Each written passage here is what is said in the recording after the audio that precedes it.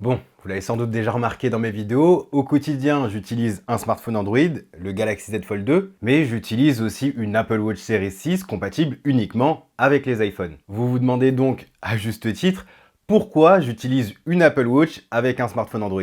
Au-delà du fait que j'utilise un iPhone à côté, il y a aussi le fait que j'ai jamais su trouver mieux, ou en tout cas suffisamment bon, pour que je lâche mon Apple Watch. Aujourd'hui, la montre que je vais présenter et que j'utilise depuis plusieurs semaines, c'est l'Oppo Watch, une montre que beaucoup d'entre vous avaient achetée et m'avaient conseillé, et pour le coup, j'ai été agréablement surpris pour plusieurs raisons. La première raison, c'est la fluidité de l'appareil. En général, beaucoup de montres dites connectées ne sont en fait que des relais de notification de nos smartphones, et au final, on fait pas grand chose dessus parce qu'on peut pas faire grand chose dessus, et puis aussi, les constructeurs mettent des composants bas de gamme dedans. Là, c'est pas du tout le cas. L'Oppo Watch est une montre fluide, agréable à utiliser, on saute d'une appli à l'autre assez facilement, et puis elle est très réactive au clic, point important. C'est bête, mais une montre qui prend du temps à ouvrir une application, à la fermer, à retourner à l'écran d'accueil, à enregistrer le clic par exemple pour le volume, je pense que vous êtes d'accord, ça donne pas trop envie d'utiliser. Et je pense que là aussi vous allez être d'accord, contrairement au smartphone, on n'a pas forcément envie de passer X temps sur sa montre connectée, il faut que tout soit instant, que tout soit rapide, que toutes les informations arrivent rapidement à nous, utilisateurs. Et cette expérience, elle est là sur cette Oppo Watch. Ça serait bête d'arriver en caisse, de lancer Google Pay par exemple,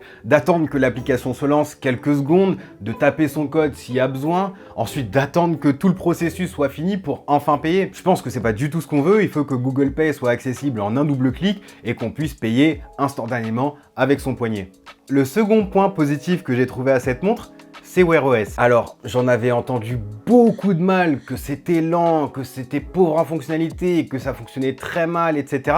Du coup, ça m'a un petit peu freiné, c'est pour ça d'ailleurs que j'ai jamais testé de montre connectée Wear OS sur la chaîne. Ça a dû grandement s'améliorer car non seulement c'est totalement utilisable, mais en plus il y a le Play Store qui permet d'accéder à énormément d'applications tierces que j'avais l'habitude d'utiliser sur mon autre montre connectée. C'est vraiment cool, sur cette Oppo Watch, il y a tout un tas d'applications qui fonctionnent nativement avec Android, comme Google Pay pour payer sans contact, je vous ai montré, Google Assistant, super pratique car on peut lui demander beaucoup de choses, il y a bien évidemment Google Maps, enfin une application de navigation qui est efficace, mais il y a aussi des applications tierces comme Shazam, Messenger, Citymapper, WhatsApp, au final des applications qui nous font gagner du temps, mais aussi qui nous permettent d'un petit peu délaisser nos smartphones. Et vous l'aurez compris, si je parle beaucoup d'applications tierces sur une montre connectée, c'est parce que si la montre sert juste de relais de notif et de compteur de pas, ça devient vite gadget, surtout à ce prix-là. Là, évidemment, le but, c'est pas ça, c'est de pouvoir allumer ses lumières en arrivant près de la maison en 2 clics, c'est de pouvoir jeter un œil à son itinéraire Citymapper, c'est pouvoir chasamer un son rapidement ou prendre un coup de fil rapide au poignet, c'est pouvoir dicter un rappel ou lancer un minuteur ultra rapidement. C'est plein de petits trucs ici et là qui facilitent la vie et qui deviennent au final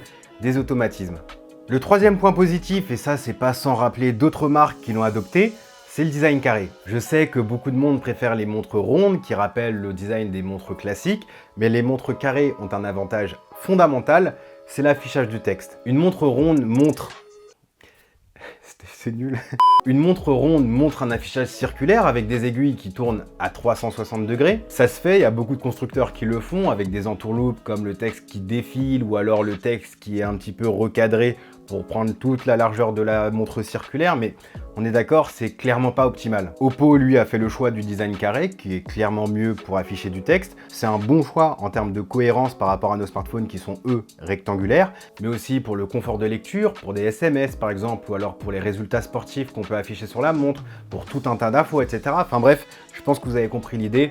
C'est beaucoup plus opti. Sinon, en parlant de design, justement, l'Oppo Watch est très bien fini. On a un cadre en alliage d'aluminium couplé à un dos en céramique. J'ai testé la version 46 mm avec un écran incurvé, AMOLED de 1,9 pouces qui est assez lumineux pour être consulté en extérieur. Dans la boîte, vous trouverez la montre avec un bracelet, les notices et un chargeur. D'ailleurs, classique Oppo, cette montre est leader sur le marché en termes de recharge puisqu'elle peut récupérer environ 50% d'autonomie en 15 minutes de charge et on peut la recharger entièrement en seulement 1h15, qui est un record dans le domaine. Et puis sachez que si comme moi vous vous cantonnez à faire des choses classiques comme créer des rappels, des minuteurs, un peu de tracking sportif, répondre aux messages, payer avec votre montre, vous tiendrez 1 jour et demi sur une seule recharge, ce qui est superbe, sachant qu'en arrière-plan, la montre traque vos pas, vous rappelle de bouger toutes les heures, mesure votre rythme cardiaque ou encore suit la qualité de votre sommeil si vous décidez de la porter la nuit. C'est une montre assez complète qui reprend les forces de l'Apple Watch. Comme j'ai dit, le format carré pratique pour l'affichage du texte, les bracelets aussi qui se retirent et se remettent facilement, le bon nombre d'applications tierces disponibles sur le Play Store,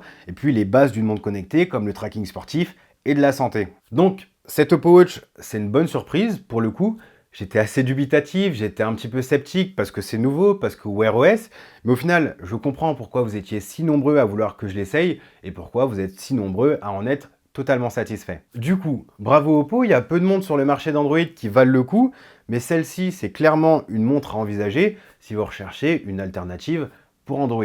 Dites-moi dans les commentaires quelle montre connectée vous utilisez ou laquelle vous envisagez d'acheter peut-être pour les fêtes de Noël. N'hésitez pas à aller me suivre sur les réseaux sociaux. Merci Oppo pour cette collab. Quant à moi, je vous dis à la prochaine. Prenez soin de vous. Peace. T'as capté la nouvelle coupe? Beau gosse.